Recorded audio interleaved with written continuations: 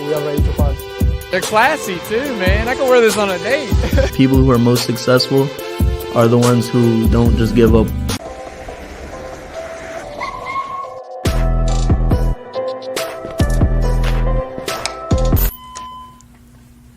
Hey, how good are these to-go boxes? Our to-go boxes, they're not good. They're f***ing amazing. How did we get started here at Albemarle Paper? Well, late 2008, my cousin John and I started this paper company, and we got all sorts of different products. Hey, Nick, come on, man. Let's get to work. You got cleaning products, too? You got a party this weekend? We got your back. Anything you need here at APS. Plates, napkins, silverware, table covers. We got everything covered, right, boys? What other items do we carry? Paper towels? I got it. Toilet paper? I got it. Gloves? We got you. Pizza boxes? You're probably wondering, where are we? Where's Albemarle Paper? Don't you worry about that. We got you. I'll bring the product to your front door. See you guys.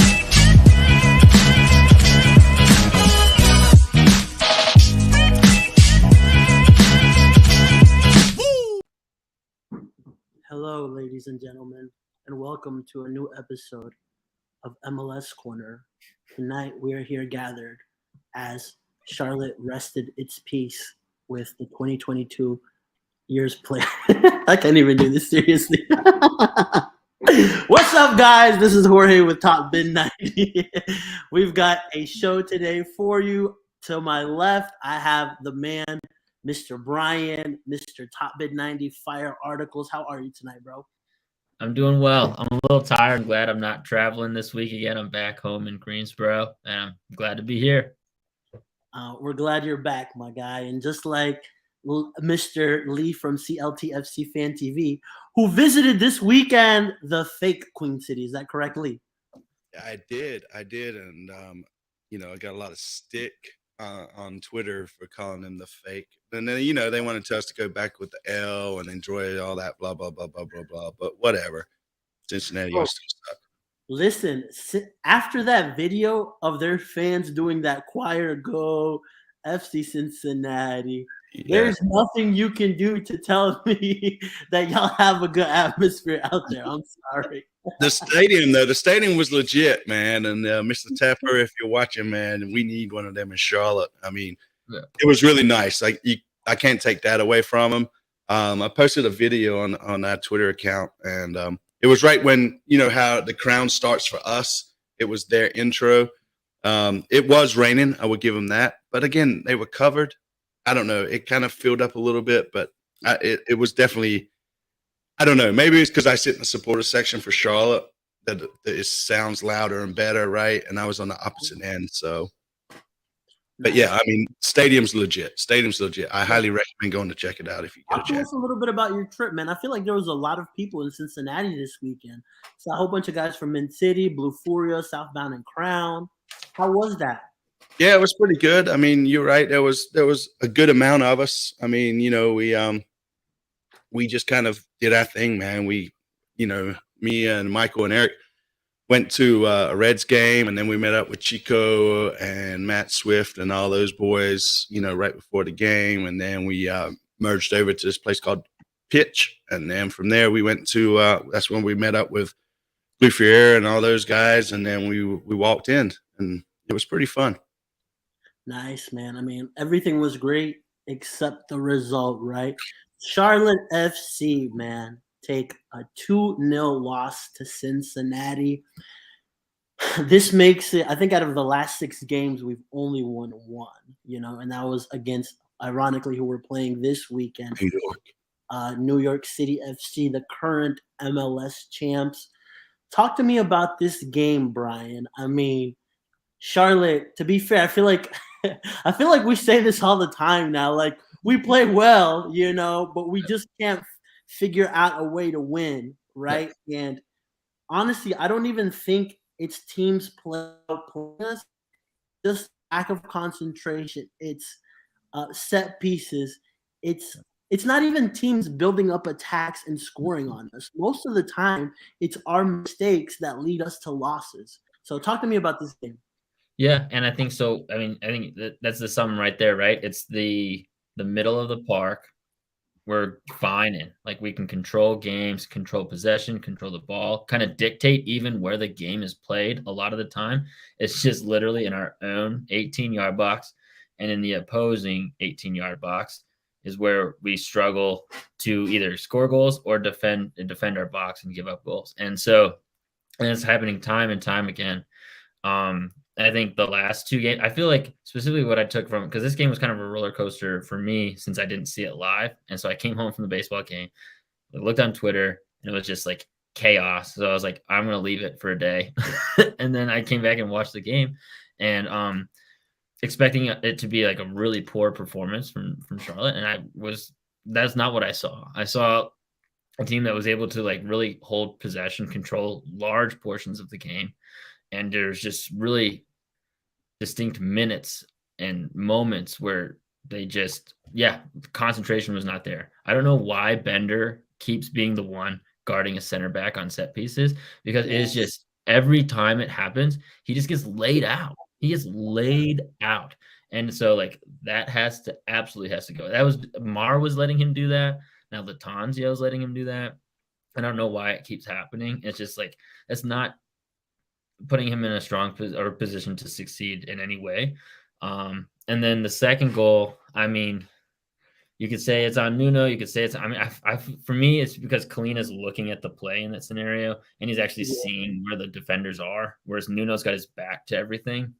I feel like that's where it's a little bit more in Kalina, just in terms of like, he can decide where that ball goes, and he can see where the play is happening. And so for me, it's a little bit more in Kalina. And I think, honestly, Kalina of late for me has, like, at least with the ball at his feet, has not been. He's been suspect lately, man, for sure. Yeah. He definitely. I mean, I don't know. It seems like ever since Caruso got hurt, man, he's just been.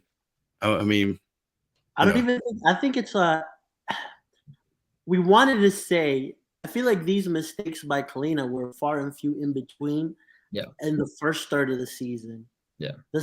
From the second and up to now, I feel like this is more common in Kalina. Like, I feel like at least once every game, we're like, okay, like hurry up, get rid of the ball. You know, like he's doing something where it makes you kind of doubt.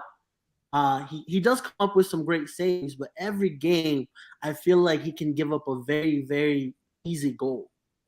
Yeah. You know? Now, to his credit and to the team's credit a little bit, I do think like throughout the season, through the progression of the season, we've been able to control games a little bit better at times, and have overall, I think, still given up fewer shots on target. Whereas at the beginning of the season, I feel like Kalina was having to make 5 to 6 saves a game.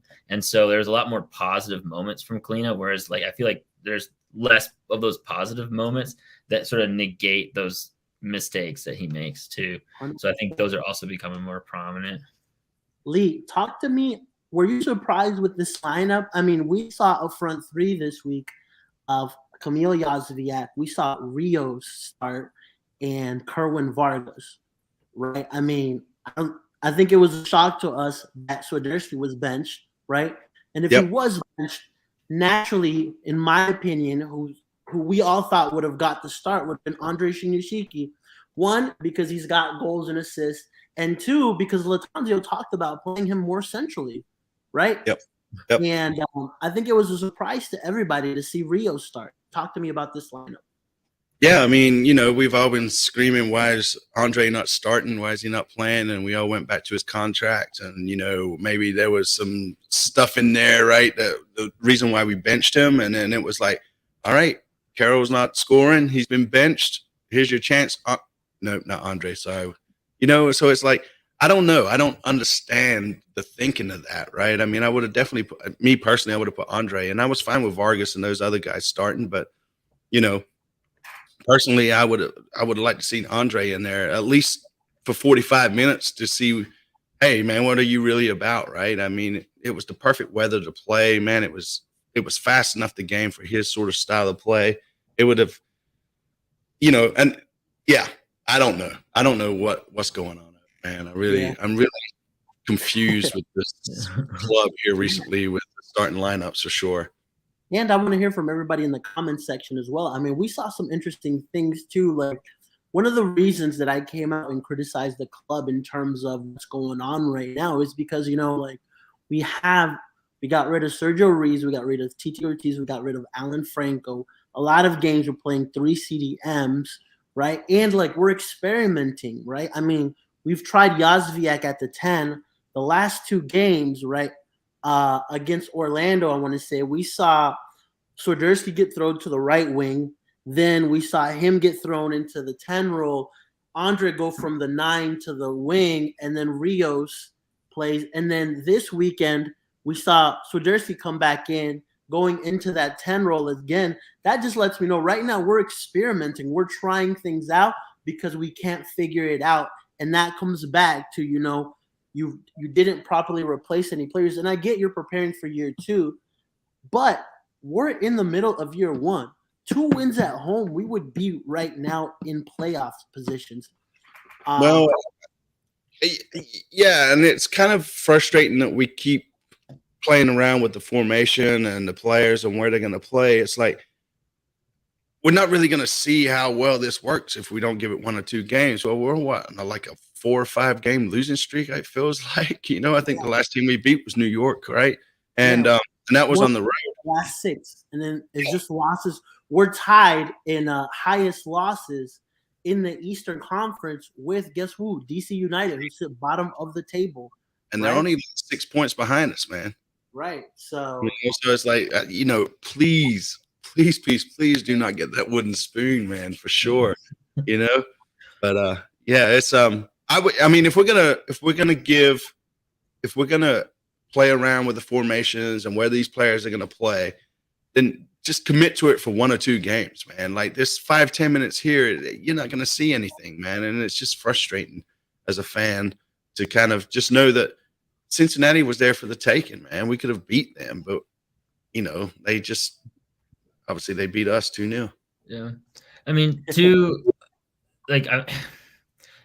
I was definitely surprised when Swiderski wasn't in there, but then once he gave that explanation of like him feeling like Swiderski needed a day, totally understand that because he's been like working his ass off for like both in Charlotte and before for like quite a long period of time, and he's even acknowledged that like he's on tired legs.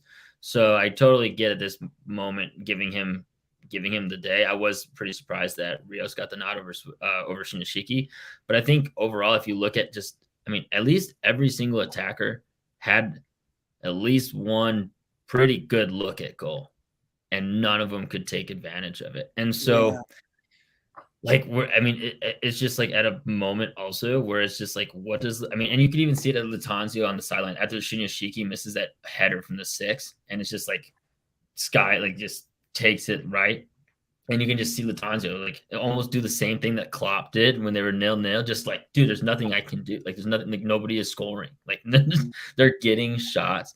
Nobody's taking advantage of the opportunity. And so, like, yes, we could say like you should put this guy in at this point and this. But they literally all had a good look, at least one. Like every single player, and they all couldn't take it. And that we need 2 to 3 elite players is going to take this team from a team that's competitive to a playoff-bound team. We're not that far off. If you read the Facebook comments, you would think that this is the worst team ever. Historical. And if you truly watched our team play, I'm like, you know what? There's a lot of moments in these games where we could be winning these games, but like Brian just pointed out, it's that lack. And I think Pietro mentioned it too. People are putting in crosses. There's nobody in the box. Yeah. The chances that we don't know how to take. And we look, one of the things that was strong for me at the beginning of the Latanzio reign was how defensively compact we are. That is not looking, it's not looking like that, especially the last few games. Yeah. It's like we don't know what to do in the final third though, right? It's like, I don't know, man. I'm starting to run out of things to complain and bitch about because it's the same thing every week. It's like take a couple of pop shots outside the box. I don't care. Just get something on target, somebody following it up. Yeah, I think a good example is when like Rios put in like that perfect chip through ball to Bronico, like right out of the gate in that second half. And then he just like it almost seemed like he was like stunned that he was in the position he was in and like not expecting to get the ball at the 6 like that. And just like be like, oh, I'm 1v1 with the keeper. And like, then it just like, but then it was over because he like was like, It was too I'm slow. here.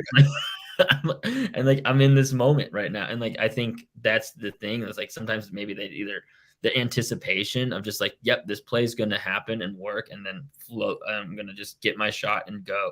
And like I feel like that final bit of anticipation of like they're waiting for the moment, and then once they're there, they're like, oh, now it's the moment, instead of being like, yeah, the moment's coming and I'm ready for it, and then I go.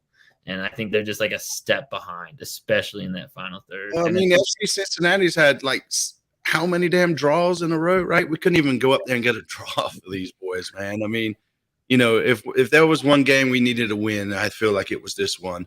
Yeah. 100%. Some of the Bender had up his fire shots at goal, but then looked to pass. You know what? I think he's not only Bender.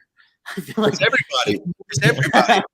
Nobody wants to shoot at the goal, man. They want to do like City and walk it in the fucking goal. Sorry. But, you know, it's like, you know, just shoot the ball, please. I don't care. Just as long as it's on target, I don't care if it's an easy catch for the keeper. Just shoot the ball at goal. Let's try that and see what happens. Maybe something to go in. 100%. What did we make of we finally got to see all three players in action that we signed. We saw Malanda back getting paired with Anton Walks. We saw Byrne, and then we also saw Nuno Santos, who came in and definitely didn't have he had a very forgettable game for himself. And so what did we make of the three signings? Well, I would say I think Nuno, right? I mean, you saw plenty of glimpses, right, of what he can do. I mean, you could question it if it was his fault for the second goal or not. You know, we talked about it earlier, right? I kind of lean towards the cleaner side of things on that personally.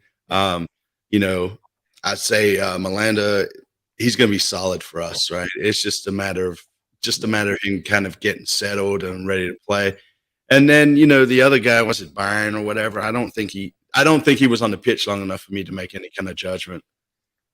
But he came right out. And the one thing that stood out for me about Byrne was he came right out and it was like he kind of took charge of the team in a way. He was constantly directing where they should send the ball. And then he was like constantly, even in those few moments he was out there, was like send the ball left. And then he would find his space in the middle. And then he would ask.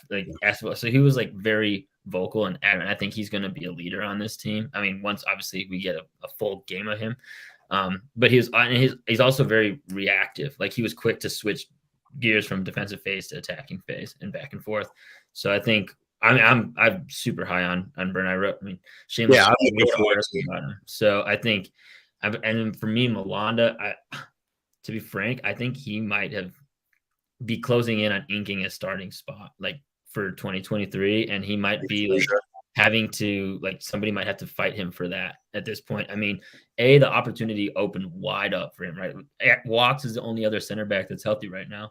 But like Walks is not looking super sharp like he was. And dude, every time Malanda touches the ball, it's just like, okay, we're safe. Like I just feel like a sense of safety when he has the ball. It's like he's just composed for a 20-year-old, like coming into a new league to come out of the gate like that, where he just is composed on the ball.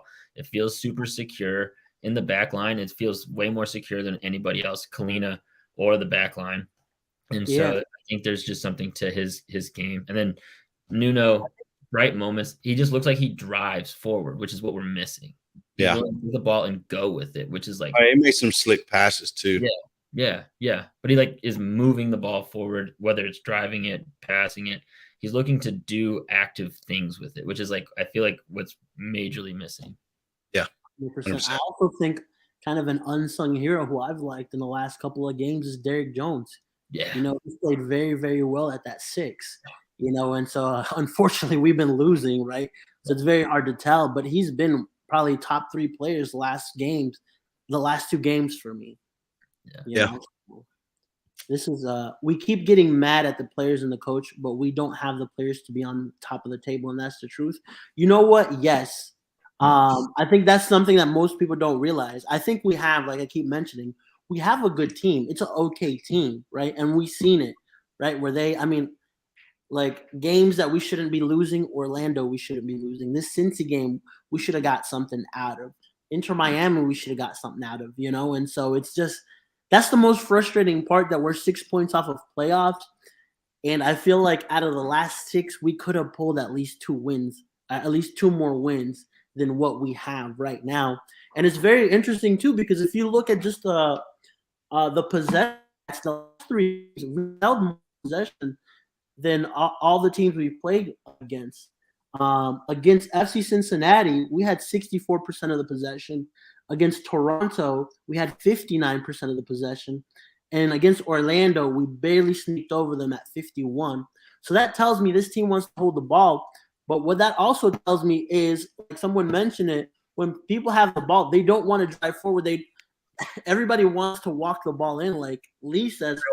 Or it's the exact opposite that, like, when I feel like against Orlando, everybody was just trying to be the hero, right? Taking shots from everywhere. And so I don't know. Sometimes though, when you're on the 6-yard box, man, just shoot the ball, right? Don't try to pass it back. Just shoot it. I don't care at this point. Yeah, and that's a brilliant comment, right? We should try to outscore the other team. You know? Yeah. What's up, Chico? What's up, Michael? Anyone have news on Reina? That was interesting to what we saw. You know, there was a report came out that Charlotte offered Jordi Reina to second division La Liga side, Racing de Santander. Here's my thought process in terms of why they want to make this move. Right? You know, Jordi Reina is over. His contract's over $800,000. Yeah, that's his salary, right? If you take a look at his career, he hasn't been the most consistent guy, right? You can see the talent, and we've seen the talent, right? So I understand why you may want to push him out, get rid of him, and bring in somebody else, right? I get that. What I don't understand is, why are you doing it right now? Right now, when we have a chance to actually make the playoffs.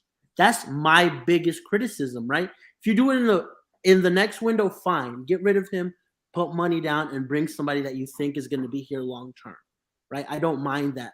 But you've already depleted the midfield, and you want to get rid of the best winger that you've had, the most productive winger that you've had this season, right? Because it's not Yazviak. Yazviak, how many starts does he have, and how much contributions does he have to this team? 1 assist. That's it.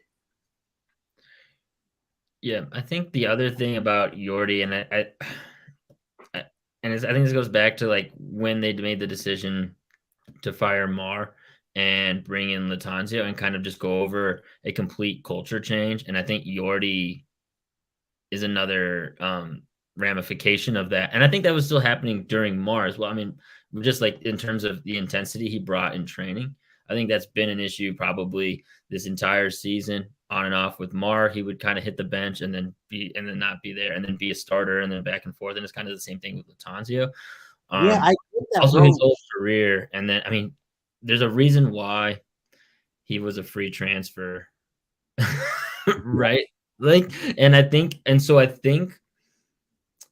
this is my biggest critique of the front office is they did they have a lot of talent in terms of analyzing and finding skilled, like technical players on the cheap and on a good deal, but they're not evaluating maybe some of the other aspects of these players. I think Alcivar is another good example, right? The technically gifted player, but seems to be kind of like all over the place mentally in terms of like his focus on the game. Yeah, I mean, Reina, I think and then Machis. I mean, how do you bring in a Machis who's like ready to go, and then like, oh wait, we forgot about his criminal, like, right? He had like a case, like he had to go back to Spain. That was MLS though. That was an MLS thing, man. I feel like, yeah. So because of the Machis. Yeah. So the MLS shut down the deal and said it because of the pending case. I think it was to do with like domestic violence or something. Mm-hmm. Well, yeah, but they should still know, you know what I'm saying? Like they should, I think those kind of, and so I think there's just something missing in terms of just their evaluation of like when they're looking at these players that they can get on different varying deals. Well, my thing too, though, is I feel like Charlotte wants to get almost everybody on a bargain. And I'm like, bro, like, I mean, sometimes you're going to get what you paid for, right? Yep. And I mean, like, look at Yazviak right now, right? I mean, you got what you paid for. You got a player that was injured, that came in and hasn't made an impact in this team, and he's one of your DP players, right? That's what I'm saying. Like, I feel like I mentioned in my video, man, I feel like these decisions come, they have the time to get it right. Their targets aren't, for one reason or another, aren't coming to the team, and then they make a rash decision and bring in a Yazviak, right? Yeah. Right? Maybe the other targets that they had fell through, and they saw an opportunity with Yazviak and brought him in. He hasn't produced. Same thing maybe with Miguel. Miguel wasn't the first option, and he wasn't the second option. He was one of the options, and they brought him in, right? They got that wrong, which ultimately led to the team being built wrong, which ultimately led to where we are now, where we're seeing Quinn McNeil, we're seeing Ben Bender, we're seeing Brand, to be fair, has played up to that level, I think, of MLS. But these other guys, you could tell that they're good talents, but they're not here to be consistent through the whole season. They're players that you have to take and build through the season. Give them minutes, give them a couple of starts, but they're not the guys that we need to be counting on week in and week out, right? And so, like, you get rid of an Alan Franco, right? Which I makes sense if he's having an issue with people at the club, but where's the replacements? And when we do get replacements, they're not coming in time. Yeah, I mean, that for sure. I just feel like we need some players with some grit about them too, man. It's one thing to be silky smooth, I can pass, I can do this, but where's like the Roy Keane of our team, right? I mean, Bronico, when he's back there, he sort of plays that role, but I want to see somebody that just likes to get stuck in and just really just piss off the other opponent, right? And get in their heads and start making them start bitching to the ref instead of it always being us complaining about these guys flopping on the ground. So anyways, I don't know, man. I was very frustrated after the game Saturday. What do we make of Lattanzio? Because I've seen a lot of people, kind of rip into him. Yeah, we got Lattanzio out comments already.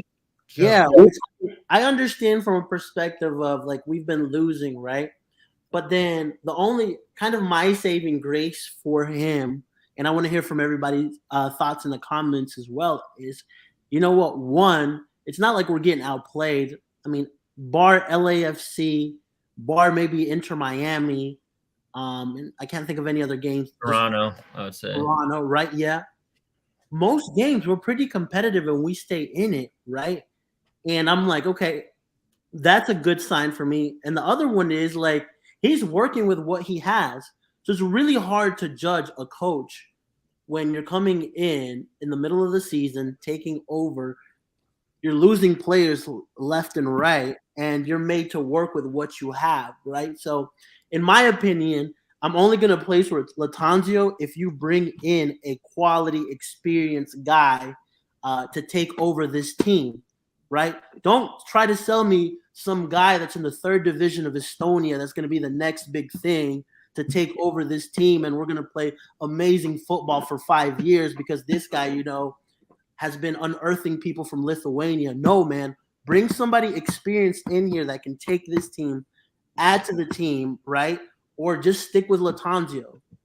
Yeah, well, Lattanzio, man, and I've said this to a couple of people, but poor Lattanzio, right? He comes in, he goes to IKEA, he buys his furniture, he goes home to build his furniture, he puts the pieces together, realizes he's got some bad pieces.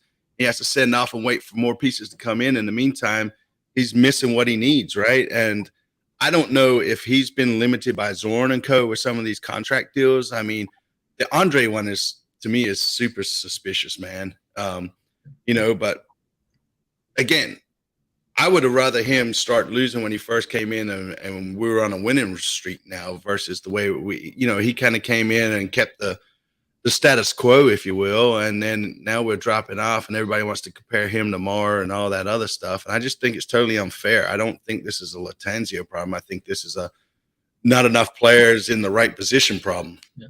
But even if you compare him to Mar, they're like, the results are like on par. Like they're the same, almost the same results, same shots per game, same points, almost like within like decimal points on points. So like the performance and the difference is like, I mean, Lattanzio has lost. It's 4 guys that from the senior roster, at this, right? For the whole mid, like half the midfield from the senior roster. It's not like just the 30 players, it's the 20 senior roster players. 4 of them are gone, so that's a fifth of them.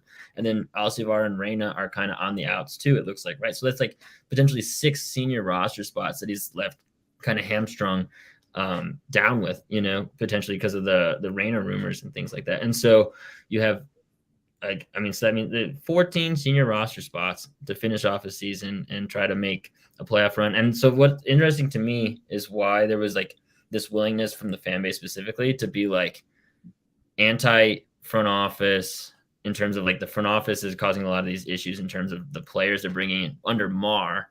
And then like for some reason it's all Latanzio's fault while he's been in charge. And I think the big reason is just Mar was really good with PR, right? And he's like all about like connecting with the fans. And Latanzio is just kind of like a no BS guy who's like willing to take all the punishment on the chin. And he's like, and that's what I like most about him specifically, is that he's a player's coach who won't put the blame on the players, and he takes responsibility for his own decisions, whether they're right or wrong. And I don't think he's actually gotten the tactics that wrong that often. I think the Toronto FC game stands out, like when they're in Toronto and just like moving that many pieces around. But like other than that, I don't think he's been that far off that often. You can only put the players on the pitch, right? Yeah. Here, in the comments, where like just some of his decision making based on players is what I would question, right? I mean, like, why are you dropping Reina? Why is Reina coming in the 80th minute, right? Is it because the front office is telling you we're getting rid of this guy? Is it because you don't think he's playing well enough? What is it, right? Yeah. And so that's my only some of my criticism to him, right? And I mean, honestly, the answer to that question, though. Anzio has more to complain about than Miguel did. Yeah, by a lot. And he doesn't complain. And I think that's just so impressive that he's like willing, like, and I think it goes back to like he does have belief in these guys. Like, I don't think that's just a facade that he's saying to the press. I think he actually is trying to instill a lot of belief in these guys and believe that they can do it. And I think that's a culture change that like long-term leads to some success. I definitely do. I mean, obviously they're going to need some players as well, right? But I think that's a culture setting tone. And I think honestly, for me, that's where the Reina and Alcivar and a lot of these other issues are. It's that culture change that they were looking for from Latanzio that Fuchs was talking about in terms of like increasing the intensity in training, increasing everything at an intense level week to week.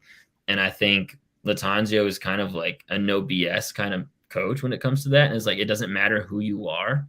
If you're taking a week off, you're not playing this week. And I think that might be kind of it. And that's why we're just kind of seeing the Reina situation kind of come up where it's like he's in and out is like, for me, I mean, and just kind of his approach in press conferences, his answers to most questions, like, why is Rios in there? I like the way he trained this week. Like that was his response. So like, I think there's a huge emphasis in this intense training philosophy that he has and like who shows up that week.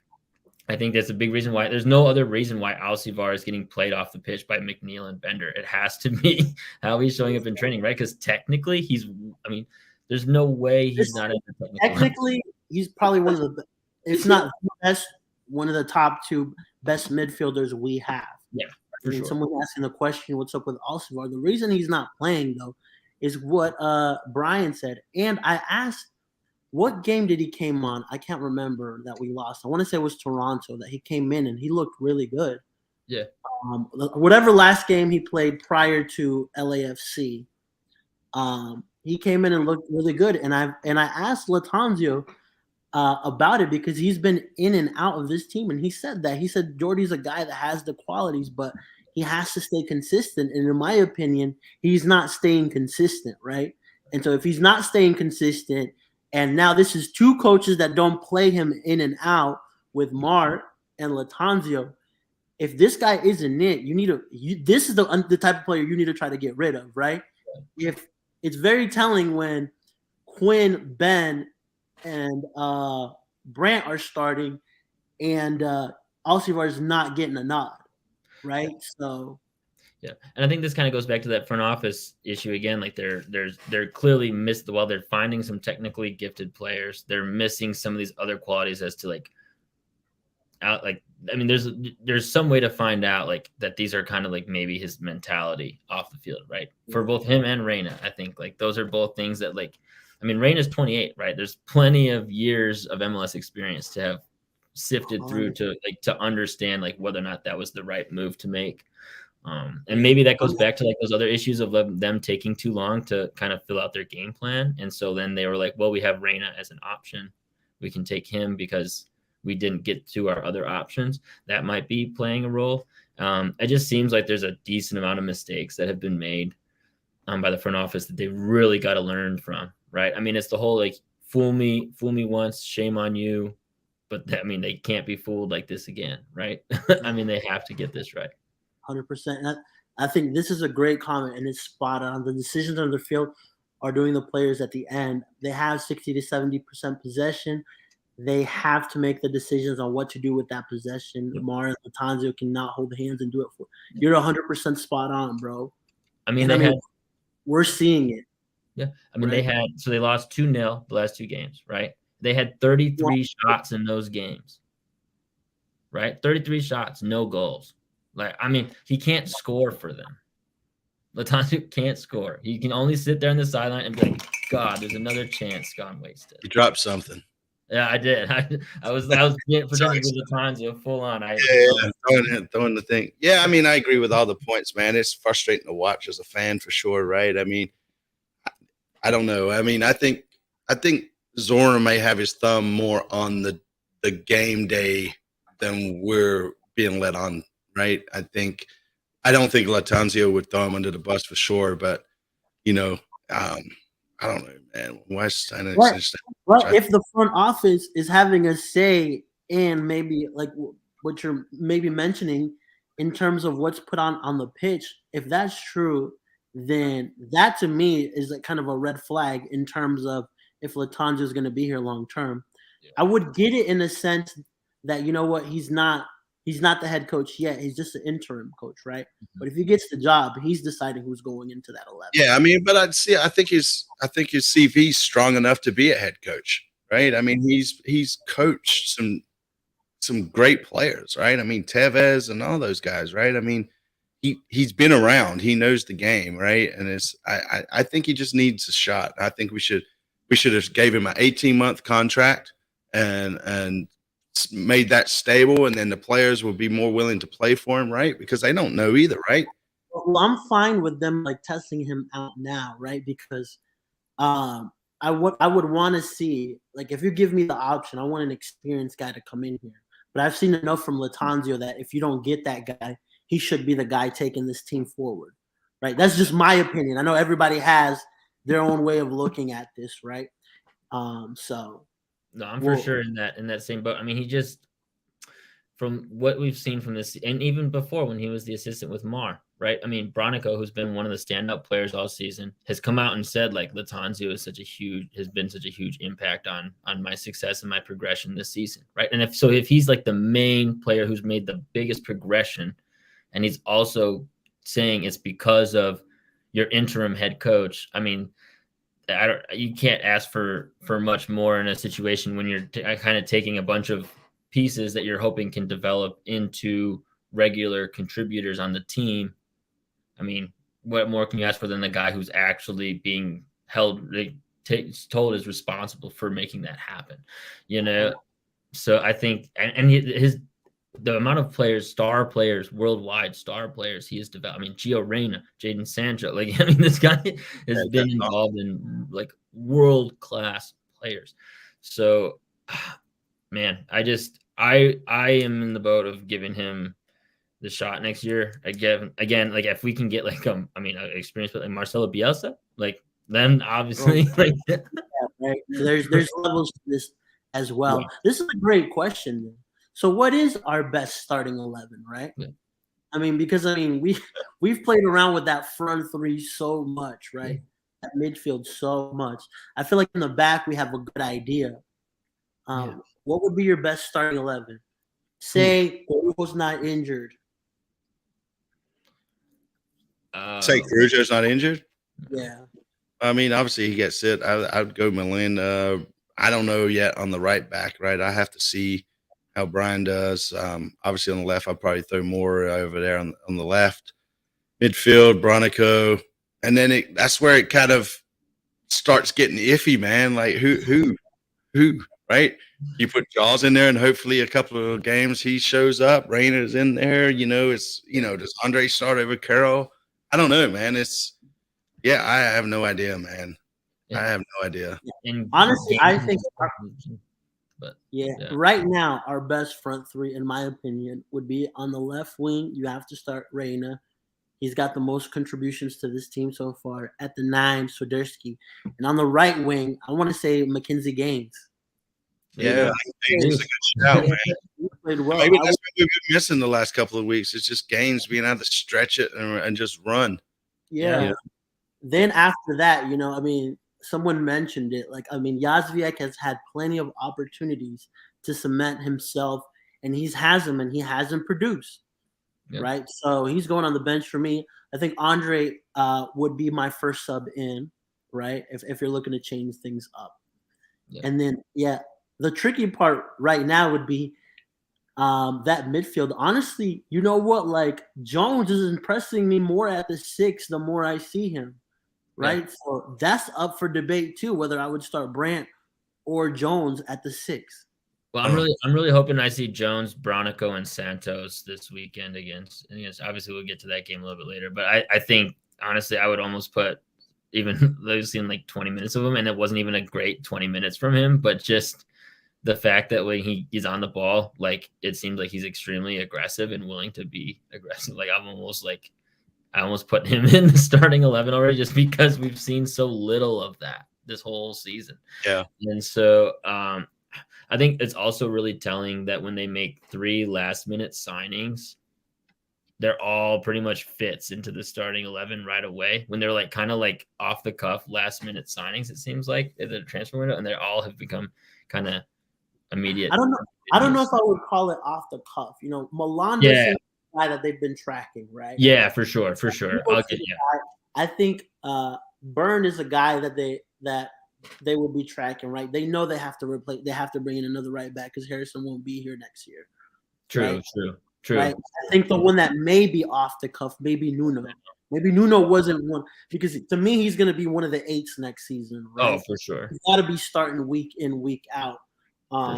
For sure. And then we'll see who they bring. Like, in my opinion, we need that DP midfielder. And a couple DPs. I think we need there's probably at least, in my opinion, even with the 3 signings, like 4 or 5 holes at least still in this roster that they need to figure out in the off season. Which is, I'm glad it's less. And that was one of my big things when the summer window was closing and they hadn't made any signings. And I was really like just slamming the table, just being like, dude, they have to make some signings. I don't care if it's the DP cam right now. I don't like, you have to bring in players because you're losing a lot of players. And like, you just kind of have to constantly have that rotation happening, and I'm glad they made those moves and they have those players in, and so we'll see. When it comes to the best starting 11, I honestly, and maybe this is part of the frustration with Lattanzio as well, it's just like I don't know if we have one. I don't know if we have a in terms of like, I guess technically there's 11 players that are better than the rest, but it's like I don't know if we have 11 players that can differentiate themselves enough from the others, and I think that's, for me, the concerning issue is that we don't have 11 players that are like, oh yeah, if they're not starting, then what are we doing? And it's like, I think there's a really weird mesh of players that are just like rotational role players that play kind of do different things well, but nobody is really like, oh, they can do everything well and really can fit into the starting 11 week in and week out. And we don't have many of those. We have Swiderski and Melanda is looking solid. And like, and Bronico, like, but there's like maybe 4 or 5. I don't know. And I was like really hoping that wouldn't be the case at this point in the season. Yeah. And I will say another thing before we move on to talking about the Saturday's game is to the players, if you're watching, a lot of fans travel a long ways, man. Yeah. Just come over, high five, whatever, man. You don't have to give, 30-minute damn interview with us, but you could at least come over and, give us a high five, man, and give an autograph, man. I mean, there was some kids there that drove up that this is their first away game, man, and screaming for players to come over and that wouldn't, that was disheartening too. We get it, right? We all lost, not just the players, right? Us as fans also lost. So that's you know what? That's a great point, bro. I mean, like, as much as they want to be mad about the game that they just lost, right? Which makes sense, right? Like, you can come over for 2 to 3 minutes, especially on away games, especially when people travel like this, and come and just say hi. That really, like, you're the first person that's told me this. I've had 2 or 3 people reach out to me and tell me that, like, that they were a little disappointed that none of the players came over after, like, especially when you're traveling that far. Well, Cincinnati, they were fine. Like, the security guys led us all down to the front, and they were cool with it, right? I mean, Cincinnati players rolled up, and we were right underneath the supporters section. They were just basically, they came to the penalty spot, gave us a little clap, and then went running off into the locker room. And it's like, well, thanks, guys. We'll take our loss too and go to the bar, I guess. Nice, awesome. All right, let's talk a little bit about NYCFC. What can we expect going into this game? I mean, the positives is we've already beat this team, and this team, like, we already beat Cincinnati too. Right. But also they've only won 1 game out of their last 5 as well, so they're not going hot either. Right. So, Ryan, talk to me a little bit about this game. Yeah, I mean, that was going to be my first big point, was that they are in just as bad a form, if not worse form, than we are. They're 1 win in their last 8 games. We have 1 draw in there too, but like 1 win in 8 games, and so they're the only other team with as bad a form right now in the Eastern Conference as Charlotte. And so it's going to come down to, like, who wants to change their fortunes a little bit in terms of form. Right? This is a great opportunity for both teams. And so who can take advantage of this situation, because both teams are really struggling. They both have interim coaches that are kind of, I think, at least based on the fan base, is probably on the outs a little bit. I think so. The difference is, like, I think Latanzio is doing the best he can with limited resources, whereas Nick Cushing is kind of crapping it a little bit up there in NYCFC, right? I mean, they have a brilliant roster even without Tati, and the fact that they're in this kind of bad form is kind of baffling to me, to be honest. And so, but the beautiful thing for them, man, is they sit 5th right now, right? Even with the amount of losses that they've taken, they still have a little bit of cushion with and I think they have a game in hand on us as well to finish, within one of those playoff spots.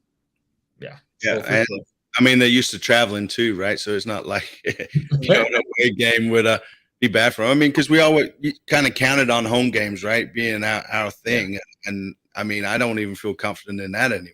Mm-mm. Yeah, that was just the thing I was about to mention. I mean, we're coming off of 3 home losses back in a row, back, right?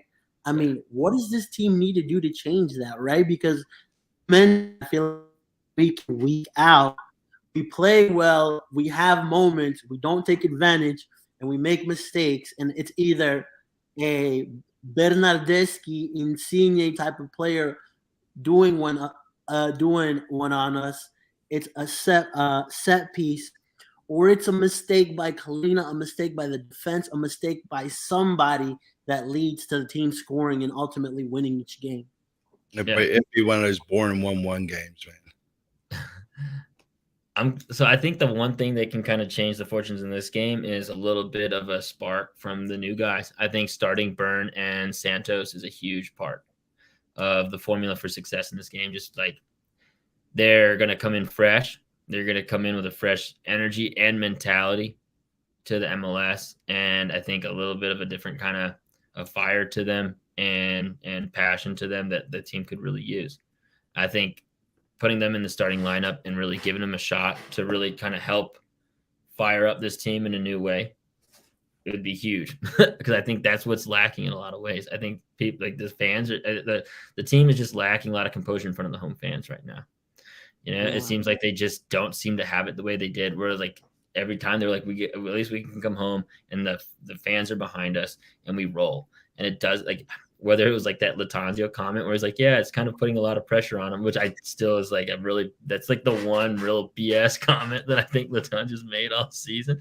But like, but we don't lose, man. We're always going to be behind the team, right? I mean, we're Charlotte fans, and we'll live and die by it, right? And we'll argue with everybody on Instagram and Twitter and everywhere else about how great our team is, even if we didn't win a game. But I mean, to your point, Brian, I think maybe with some fresh legs, some people that have been outside all the mess with Mar and all that other stuff coming in, maybe it'd be enough to kind of re-energize them, especially at home, and maybe we can nick this one. I don't know. Yeah, because I mean, Byrne came out and looked fired up and ready to be a leader in this team. I mean, the way he was directing and pointing, even in those like few minutes that he was out there, he definitely looked fired up and ready to go, and I was ready to see that. And I think Santos, even though obviously he was involved in that error, and at times didn't look. I mean, again, Lee, like you said, I think that was more Kalina's issue, but he looked aggressive on the ball, and I think if the other players can see like him just taking charge and driving forward, and Byrne does that too. Like you'll see Byrne do the same thing where he'll take the ball from the final third or from the own third and just take it all the way into the opposing half and just drive forward and then figure out how to then get the ball into the box. But like I think those kind of aggressive moments are going to be just a huge energy boost for the team if they come out and start. Which I think they will. I mean, if they were close to fitness to come off the bench, I mean, they've got to be. I mean, they got to start, right? Yeah. Right, Latanzio, if you're watching, let him drop a comment. And this is a good question too. What do we think? Do we play to win these next 5 games? I know you're mentioning changing stuff up, or are we trying things out for the rest of the season? I still think while we've still got a chance to be in the playoffs, that we have no choice but to try to keep going, man. I mean, I interviewed Joe at the game, and I mean, he even said the playoffs is still their target. So, yeah. Well, we just need a lot of results to go our way, man. Yeah. My only thing in terms of trying new things would be this, right? If you're not going to play Jordi Alcivar, throw in Chris Hagart for 10 minutes, bro. Yeah. Right. You know, every game I've seen him in the USL, the kid is above levels of that. I'm not saying he's going to come here and save the team, but we saw him against Montreal. He did well there, and then we never saw him again, right? You know? Yeah. And this is another criticism of Latanzio that I have. I feel like he just prefers players that are a little bit more defensively compact. That's why we see the rise of a Quinn. We see Yazviak over Reyna, right? I think he wants players that can do both, that can going forward, but have that defensive mind, right? And I feel, but also if it's not working now, bro, throw in Chris Hagart. What do you have? We're already losing every game. Give him 10 minutes, you know? So, and right. I would love to see Hagart. I mean, that could be the same thing with Kalina then. You throw somebody else in goal, you know, why not? You know, at this point, if you're just going to kind of play for next season, man, results don't matter. We don't get relegated, so fuck it. Let's do what we do. Thank goodness we don't get relegation, bro. Right. All right. We'd be sweating right now. But it's also kind of I feel this is just a personal feeling I have a lot. There's some players in this team that after a loss, like they don't feel it, you know, and just based off conversations I've had with people and where these players have been seen after games, I don't want to go too much into this. But like you should hold some level of responsibility. Professionalism, man. Yeah. There you go. There's the word, professionalism. Yes. Right. So that's I don't want to see you out drinking on a Sunday evening after you lost on a Saturday. You know? Or on a Saturday night after losing. Yeah. Go home and have the beer. Yeah. Right. So cool. And then last thing, you know, we got to get into it. Let's do some score predictions. We haven't nailed one in a hot minute. No, I was just laughing at Jose. He's coming. Give them a gas station Rhino Pure and some Red Bull to get a fire going. That's funny. Score predictions. Well, I've already called it. I think it's gonna be like 1-1, man. 1-1. Who scores yeah. for you? Shit. Andre. Shinyashiki. Nice. And I want to hear from everybody in the comments too. What are we thinking, guys? Are we finally gonna win? Brian, 3 home losses in a row. I can't remember the last time we were excited after a game. Well, the New York one, obviously, but at home. I'm kind of glad this one's a 1 o'clock game though, so we can just get it over and done with and enjoy the rest of the day. Yeah. I think we're gonna win. I think we are gonna find a little bit of form here. And a lot of times we find that form against teams that are struggling, and especially at home. So I think we find that result. I think we're gonna go 2-1. I think Vargas gets his first goal. I think he's been real close to getting the goal, at least contributing to one. So I think he's gonna find the net, get one. I think Carroll was just out for the game just to get some rest, and so I think he also finds one, and we win 2-1. Yeah, but you say we're against teams struggling. I mean, Cincinnati was struggling to find a win, and yeah, we're like we're the team that shows up. Yeah, we break teams' bad streaks. Hey, that's right? What like Brian, you should be aware of this. That was Arsenal all these last couple of years, right? Where not this season though. Well, I guess Man U. Yeah. So anyway, Man U had already gotten their streak broken. That was like their 3rd win in a row, wasn't it? So yeah, but that's the first time y'all played anybody that's notable. Anyways, dude, I can get into the point drop. 1-1. It's 1-1. Charlotte, man, versus NYFC, in my opinion. And Christian Mendoza, man, I need you to drop some money on that game, so that way we definitely win. Yeah, I don't think we're gonna win this game. I see a 2-2 in our future. Yeah, it's gonna be a draw, man. Sure. Yeah, I feel like this team doesn't it's been losing confidence.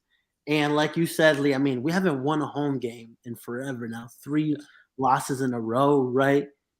And so I definitely don't say this to any fans. I know the ones that probably chiming in here are not the ones, but the ones that leave around the 75th, 80th minute, man, y'all got to stick around to at least the 90th. Y'all can still bounce. Then 10 more minutes, man. You're not going to get home any quicker. So stick around and cheer the boys on until the end of the game for sure.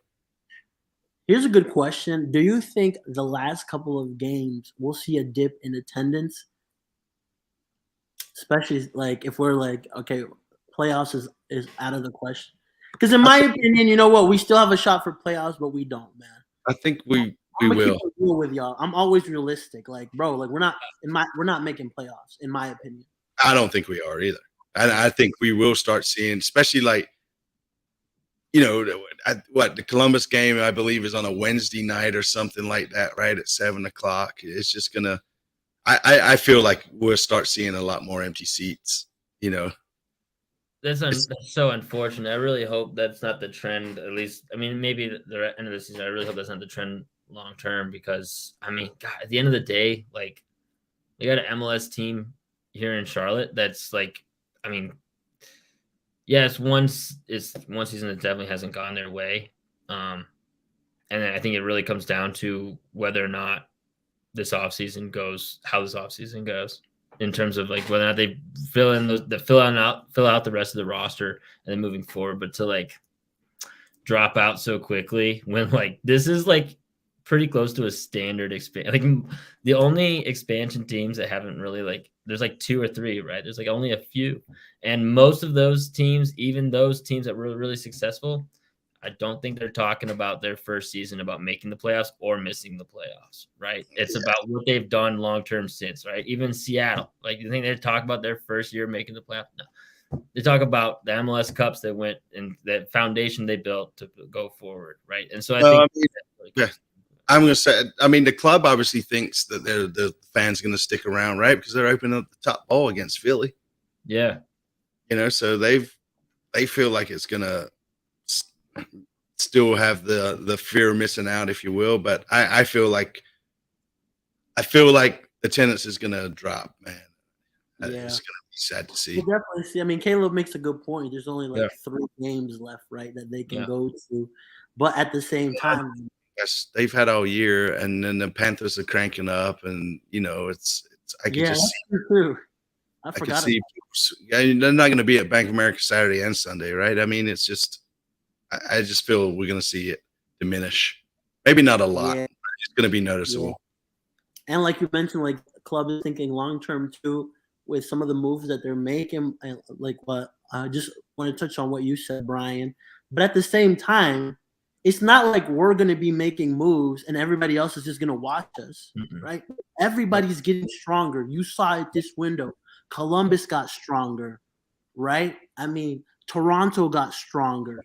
So LA got stronger. LA's just on a different ballpark. Yeah, I mean, Miami got stronger, right? I mean, there's everybody got stronger. Next year, guess what they'll do? They'll get stronger too, right? They want to stay competitive, right? The MLS is definitely stepping up in competitiveness compared to where it was when like the Atlantas came in. You're clearing this roster out to build for the future, right? But at the same time, we better see you spend some money and bring in some quality players if you actually want to compete. Bargaining for players all the time is not going to work long term, right? No, they got to get. Find your Molandas, you'll find your Corujos, you'll find a couple of Riley McGrees, but that's not going to be the standard. This weekend, by the way. Yeah, right. To make he things did. Work. He scored for Middlesbrough this weekend. So that's my only thing, right? All right, if you really want to be about it and you want to compete and continue to bring this type of fan base and atmosphere, at some point you're going to have to put some money down and bring some quality players in to take this team from an okay team to a great team. And I'm going to keep preaching that till I see what the club does next window. Well, hopefully Tepper's ego gets in the way and he just decides to open up that wallet and just buy some players and says screw it. So 100%. Lee, my man, where can we find you at? And we're at COTFC Fan TV on YouTube after the games, right outside the sports section. We're doing the fan interviews across the street. All we ask you to do is hit the sub button for us on our YouTube channel and follow us on all the socials that you prefer to be on. And tomorrow night at 9:00, we have our live show. So, little, not as professional as it is over here, but yes, it's still a fun time to hang out. It's always a great time. And then, Brian, my man, where can we find you at?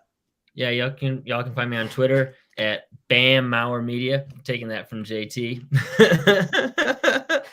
And I might have to cut him a check once I'm big time. And but also find my articles. I write a lot of articles for Top Bin 90 at topbin90.com. You can find all my written work over there. Nice. And you guys know where to find me at Top 90 on everything. We've got some really cool things that we're working on. I mean, year one is almost over, and you know what? Like, I got to say, I'm very happy of how far Lee and I have come, you know, with Fan TV and Top Bin 90. And it's all thanks to everybody that's watches our lives and that support us. I mean, obviously, without you guys, we wouldn't be where we're at. And then adding great people in like Brian. So it's exciting, man. We're going to end the first year with a bang. And then year two, we also got some really cool things. Like I've got so many ideas. The issue is I don't have time to execute them, but I definitely will in the future. And called delegate.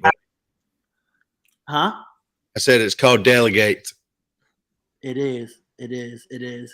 But with that, we end another live, guys. Thank you so much for joining. You guys have a good night. Go.